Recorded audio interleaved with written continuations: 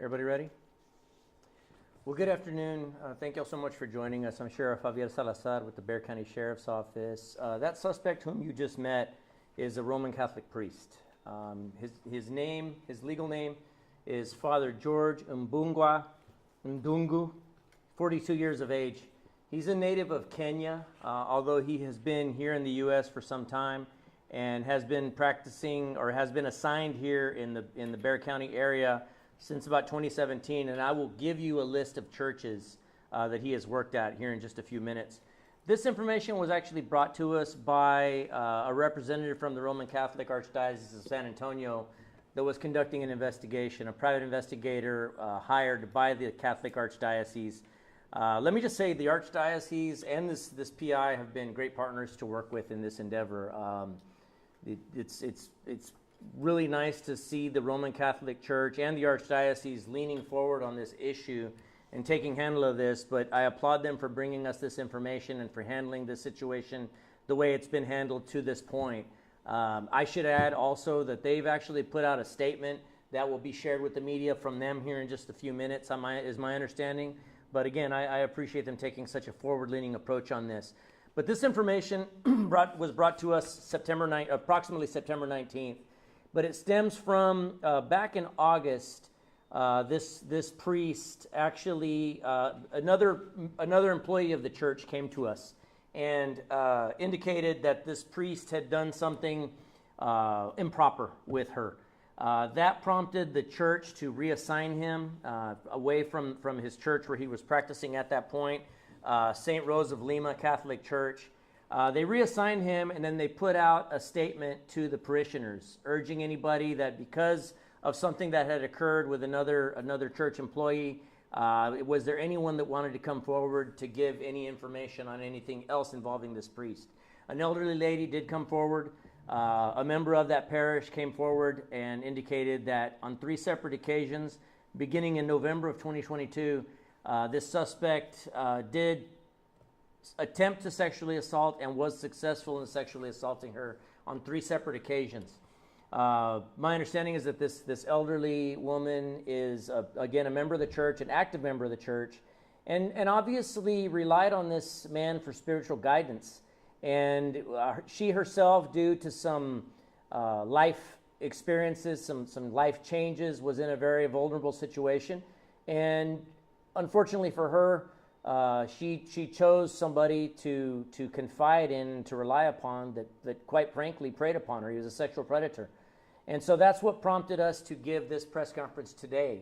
We want to urge anybody, and again, I'll list the churches that this suspect has worked at, but we would certainly urge anybody that's had any inappropriate dealings with this suspect to please give us a call.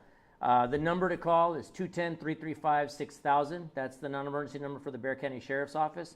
We will dispatch a deputy out anywhere in the county or surrounding counties for that matter to take the information. Again, if it's something that this suspect needs to be held accountable for criminally, we absolutely will be at the tip of the spear for that. So in 2017, this suspect began working at Our Lady of Good Counsel here in San Antonio, Texas. Later in 2017, he was transferred to San Martin de Porres Church, also in San Antonio. In 2017, again, he was moved to San Gabriel Church in San Antonio. In 2018, he went to work at St. Anne's Parish in La Vernia, Texas. Also in 2018, he went to St. Mary's, Stockdale, Texas. In 2019, St. Peter and Paul in New Braunfels, Texas. In 2020, St. Thomas the Apostle Catholic Church in Canyon Lake, Texas. And then from 2021 to 2023, he's been assigned to St. Rose of Lima Catholic Church, also here in San Antonio, Texas. And this is where the latest round of sexual improprieties occurred with this suspect. He is actually being charged with aggravated sexual assault, which is a felony 1. And I was actually just introduced to an interesting part of that statute by our investigator from our Special Victims Unit, who did an excellent job in putting this case together, I might add. Just an excellent piece of police work that she did with regard to this case. But she showed me a part of the statute that actually indicates that even if information is quote-unquote consensual, if it's in fact a member of the clergy, and he or she is exercising their powers as a clergy person, that in effect negates any sort of consent that may have been done with regard to this. Now, that is not to suggest that any part of this sexual attack was consensual, but it was an interesting piece of that legislation, or an interesting piece of that law that I was actually introduced to. I was not aware that it went to that extent with regard to members of the clergy. Esta tarde nosotros arrestamos un sacerdote que trabaja en una iglesia católica aquí en San Antonio, St. Rose of Lima. Se aparenta que en agosto una empleada de la iglesia dio la queja que este sospechoso se había portado mal con ella sexualmente, y ella dio el reporte. En ese momento la iglesia lo puso en otro trabajo fuera de la iglesia. Ellos dieron la noticia dentro de la iglesia y les urgieron a las personas que pertenecen a esa iglesia que daran la queja si algo les había pasado. Una mujer ya grande de edad dio la queja que desde noviembre del año pasado, otra vez en marzo de este año y otra vez en agosto de este año, él abusó de ella sexualmente. Es una mujer en los 70s, y se aparenta que este sospechoso, la mujer desafortunadamente confió en él porque era su sacerdote, y ella estaba teniendo problemas en su vida, que ella se sintió confortable hablando con su sacerdote, obviamente, pero desafortunadamente este sospechoso abusó de su posición y abusó sexualmente de esta víctima. Ahora nosotros lo arrestamos, y la iglesia, la parroquia, ellos están trabajando con nosotros bastante. Yo apenas hablé con el arzobispo y él nos está cooperando con nosotros 100% en este caso. Any questions? Based on the severity of the crimes and the evidence gathered, do you believe that there are other victims? I think it's highly likely that there are other victims. I mean, I'm appreciative of the fact that the church, once that first complaint of sexual improprieties involving this suspect, once it came out, they made the announcement, let the church parishioners know. And again, I believe that the reason they did that is because they figured there was also going to be other victims out there, and sure enough, there was. So, I certainly applaud the first victim that came forward. I applaud this elderly lady that came forward to give us this information. And again, I would ask that anybody else, please have the courage to come forward. Noticing some of these other churches are actually in surrounding counties. You can either call those surrounding, the county sheriff's offices in those surrounding counties, or you can call us and we'll take you to those other agencies to help with the investigation. But again, please give us a call, 210-335-6000, 210-335-6000, y nos pueden llamar y darnos la queja. Otras de estas iglesias están en otros condados, pero si a alguien le pasó algo en una de estas otras iglesias, quisiéramos que nos hablen. How old were the victims? The first victim, I don't know the age. The second victim, the one that resulted in these charges here, she's a lady in her 70s. Si ya se había como reportado que había pasado cosas desde hace años con este sospechoso, ¿por qué no se hizo algo o por qué no se...? Bueno, no sé si habían otras quejas hace varios años. Para mí, la primera vez que se dio cuenta la iglesia que algo había pasado fue en agosto, y ellos lo separaron en ese tiempo, lo separaron, lo pusieron en otro trabajo, y luego ellos les anunciaron a los miembros de la parroquia. ¿Las víctimas de qué iglesia son? The St. Rose of Lima. And can you talk about the severity of these crimes? I don't know if you can state kind of what happened. Was it rape or was it... Oh, absolutely, it was a sexual assault. I mean, there are various elements of an offense like this, and we saw just about all of them present in this. He very much groomed this victim. Gained her confidence. Obviously, she's a very religious person, very involved in the church, and unfortunately, he just totally abused that. He saw an opportunity, and like a predator will tend to do, he took full advantage of that, weaseled his way into her home, and then sexually assaulted her on several different occasions. I certainly feel for this victim.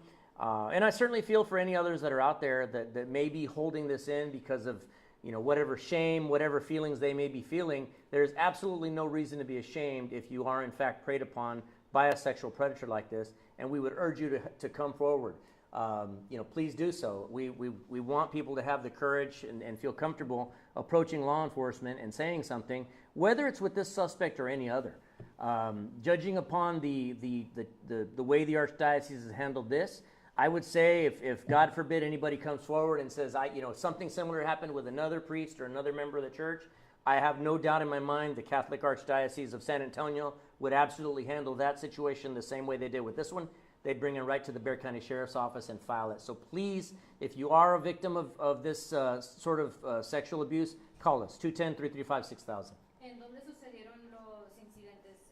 ¿Dentro de la iglesia? Los incidentes pasaron en la casa de la víctima, pero nosotros pedimos que aunque tuvieron que poner la dirección o parte de la dirección de la víctima en la orden de arresto, quisiéramos que no vayan miembros de la prensa para su casa. What I said was I'm asking that if possible, although the part of the victim's address did have to go into the affidavit, we would certainly ask members of the media to not go.